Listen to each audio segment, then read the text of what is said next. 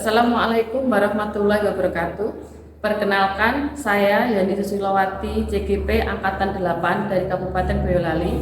Pada kesempatan ini akan mempraktikkan aksi nyata modul 2.3 mengenai supervisi akademik bersama rekan kerja saya, Ibu Lulu Nursahah SPDI. Selamat menyaksikan. Wassalamualaikum warahmatullahi wabarakatuh. Assalamualaikum, selamat pagi Bu Lulu. Waalaikumsalam, selamat pagi juga Bu Yani. Gimana kabarnya hari ini? Alhamdulillah sehat. Alhamdulillah sehat-sehat aja Bu Lulu ya. Oh iya, Bu Lulu mengajar agama kelas berapa? Saya mengajar PAI kelas 10 ya. Mengajar PAI kelas 10 ya. Untuk persiapan supervisi ini bagaimana Ibu perasaannya? Perasaan saya tentunya saya senang Bu Yani karena dapat memiliki kesempatan untuk dapat melakukan refleksi diri dengan rekan kerja. Kemudian saya juga nantinya tahu hal-hal yang sudah baik dalam kompetensi saya dan kompetensi saya sebagai guru dan hal-hal yang mungkin perlu diperbaiki sebagai guru. Oh iya Bu Lulu, bagaimana perasaan Bu Lulu saat saya akan melakukan supervisi di kelas Bu Lulu? Pertama saya senang ya Bu Yani karena memiliki kesempatan untuk dapat melakukan refleksi diri dengan bantuan rekan kerja. Kemudian saya pun juga mengetahui hal-hal apa yang baik dalam kompetensi saya dan hal-hal yang mungkin perlu diperbaiki sebagai guru. Baik. Apa yang sudah Bu Lulu persiapkan ini untuk supervisi besok? Insya Allah sudah. Persiapan yang saya lakukan adalah menyiapkan materi, kemudian menyiapkan media pembelajarannya agar lebih memudahkan dalam pembelajaran nantinya Bu Yani. Oh iya. Kalau untuk tujuan pembelajaran yang ingin Bu Lulu capai dalam pembelajaran besok apa?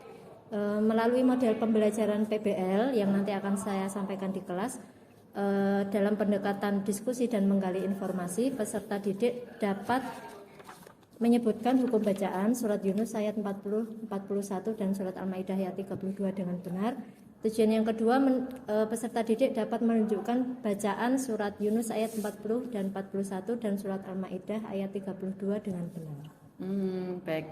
Jadi dengan menggunakan PBL melalui pendekatan diskusi, peserta didik dapat menyebutkan hukum bacaan surah Yunus ayat 40 sampai 41 nggih dan surat Al-Maidah ayat 32 dengan benar. Nah, dari tujuan pembelajaran yang Bu Lulu sampaikan tadi, apa yang ingin Ibu kembangkan dalam proses supervisi kali ini baik untuk murid maupun dari Ibu sendiri? Untuk murid, tentunya saya ingin mereka mencapai tujuan pembelajaran hari ini serta terus meningkatkan keaktifan mereka saat belajar melalui diskusi. Semoga materi yang akan dipelajari juga dapat diaplikasikan dalam kehidupan keseharian mereka. Karena ketika peserta didik memahami hukum suatu bacaan dalam surat Yunus dan surat Al-Maidah, tentunya akan benar juga dalam arti surat tersebut. Dan untuk saya pribadi, saya ingin mengembangkan kemampuan kompetensi saya, terutama dalam memenuhi kebutuhan belajar para siswa yang beragam yang saya fasilitasi melalui diskusi kelompok. Jadi Bu Lulu berharap agar materi yang dipelajari ini dapat diaplikasikan, kemudian diamalkan dalam kehidupan sehari-hari, begitu nggih? Iya, Bu. Baik, luar biasa sekali. Lalu untuk strategi Bu, apa yang digunakan untuk mencapai tujuan pembelajaran Bu Lulu? Yang pertama tentu menyiapkan media pembelajaran yang mampu memfasilitasi peserta didik agar mampu menyebutkan hukum bacaan dan bacaan surat Yunus ayat 40 dan 41 dan surat Al-Maidah ayat 32 dengan benar. Kemudian seperti PPT dan video, saya juga meminta peserta didik untuk mensetorkan hafalan surat tersebut kepada saya agar juga dapat mereka aplikasikan dalam kehidupan sehari-hari juga. Oh, baik.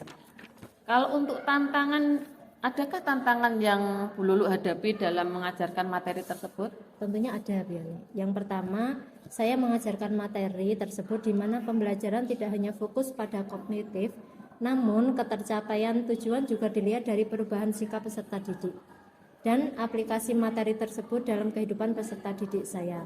Yang kedua, tidak semua anak juga fasih dalam membaca ayat Al-Quran. Meskipun mereka sudah SMA, sehingga saya juga harus mampu memfasilitasi peserta didik yang demikian. Baik. Kemudian untuk langkah pembelajaran yang akan Bu Lulu lakukan untuk mengatasi tantangan tersebut, kira-kira apa ini? Untuk langkahnya pada awal pembelajaran saya meminta peserta didik mengamati bacaan surat Yunus dan surat Al-Maidah ayat 32 yang ditampilkan di PPT. Kemudian mereka menyimak dan mengikuti cara membacanya. Sehingga media pembelajaran ini sangat membantu dalam mengatasi tantangan yang saya hadapi. Oh, seru sekali ya obrolan kita dalam kegiatan pra-observasi ini. Nah, kalau dari pertemuan ini yang bisa Bu Lulu simpulkan apa ini? Kegiatan pra-observasi ini begitu penting. Artinya, dalam melakukan pembelajaran, kita harus memiliki planning atau rencana sehingga apa yang menjadi kebutuhan dalam pembelajaran akan dapat kita persiapkan terlebih dahulu. Saya merasa selama ini dalam pembelajaran kurang mempersiapkan terlebih dahulu sehingga kegiatan pembelajaran saya kurang optimal.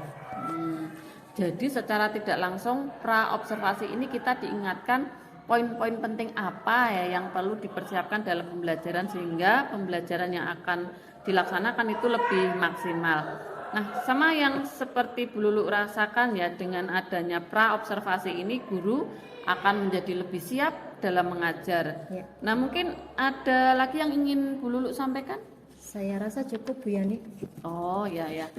Terima kasih. Semoga informasi yang kita bahas tadi dapat menunjang rencana Bu Lulu dalam melaksanakan kegiatan supervisi besok. Semoga lancar dan bermanfaat untuk semuanya. Amin. Terima kasih Bu Yani. Ya, saya kira cukup Bu Lulu. Ya. Terima kasih. Oke, Wassalamualaikum. sama-sama. Waalaikumsalam warahmatullahi wabarakatuh.